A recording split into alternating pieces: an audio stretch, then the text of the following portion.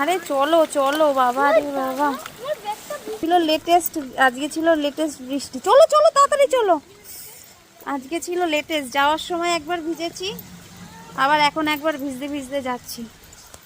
বৃষ্টি আর এই যে জল থই থই থই থই করছে। ও বাবা, তার মধ্যে বিদ্যুৎ চমকাচ্ছে আবার। দেখো রাস্তায় এতটা পরিমাণে জল হয়েছে যে কিছু বলার নেই। চারিদিকে মানে মানে জলে থই থই করছে। টোটো করে গেছিলাম বাচ্চাদের আনতে, দেখো রাস্তা এই দিকে সাইডটা পুরো একদম রাস্তা মনে হয় এক হাঁটু সমান জল হয়ে গেছে।